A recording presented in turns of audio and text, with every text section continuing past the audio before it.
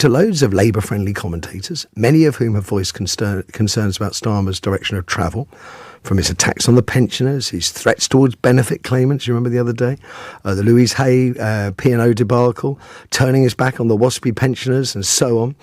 Even loyal Labour supporters have voiced concerns on this show about the party's poor messaging, its inability to communicate its ideas with the very people who voted for them. And I'm just left wondering this morning whether a little bit of mea culpa from the Prime Minister on any of those issues, well, would they have made Starmer look weak? Is that what he was worried about? Is that why he won't acknowledge he's made any mistakes at all?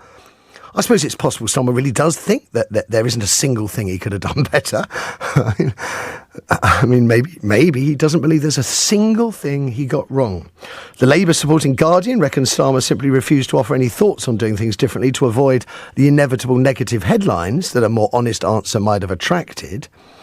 But even allowing for a fact that a poll distributed on TikTok showing Starmer as the most unpopular sitting Prime Minister ever was fake news, and I think it's Sunak who actually still holds that record, Starmer's approval rating has gone through the floor in his first 5 months in office. He's minus 33 in a YouGov study I saw the other day, which does suggest, to this mind at least, at this time of year, that a little less arrogance from Starmer and a lot more humility might have served him better. Hey guys, so today we're going to delve into the question that is Keir Starmer facing the end of his leadership already?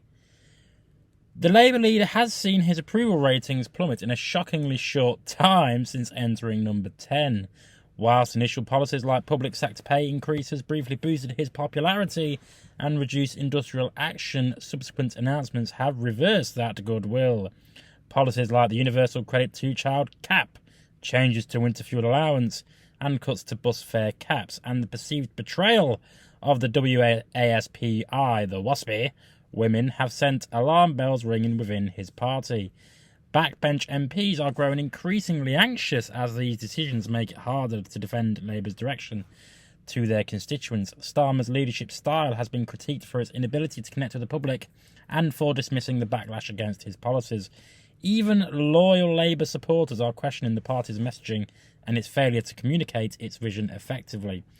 One of the most criticised moves is the changes to the winter fuel allowance. Economically, it offers little to no savings, since people left without adequate support may instead turn to other benefits. Worst, the policy could contribute to a rise in cold-related illnesses, putting additional strain on an already stretched NHS during the winter months.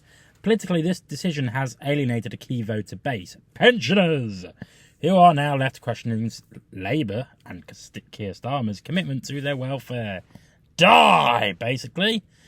These missteps highlight a broader issue. Labour seem to be out of touch with the real concerns of ordinary people. Starmer's refusal to address mistakes or offer course corrections only adds to the perception of arrogance as opposed to demonstrating humility or adaptability.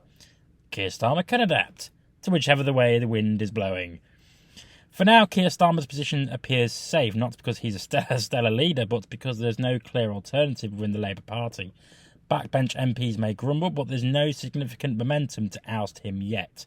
However, this could change quickly if Labour faces losses in by-elections or local elections.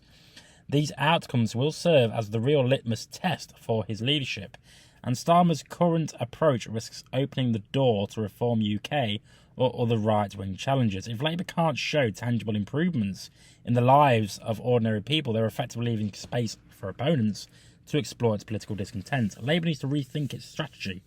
A well-timed U-turn on unpopular policies like the winter fuel allowance could demonstrate a willingness to listen and adapt. Whilst it may be a sign of weakness in the short term, it could ultimately strengthen the party by showing its responsiveness to public concerns. But for Starmer, this is a critical moment.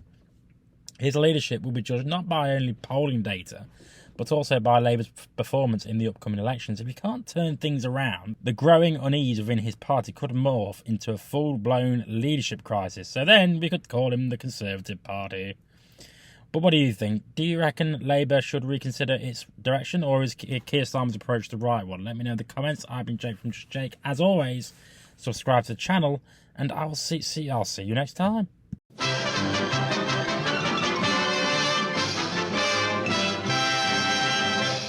You actually made it to the end of the video. If you would like to subscribe to the channel, which, why haven't you already, is somewhere over there. And also, if you want to watch more videos, also check out over there.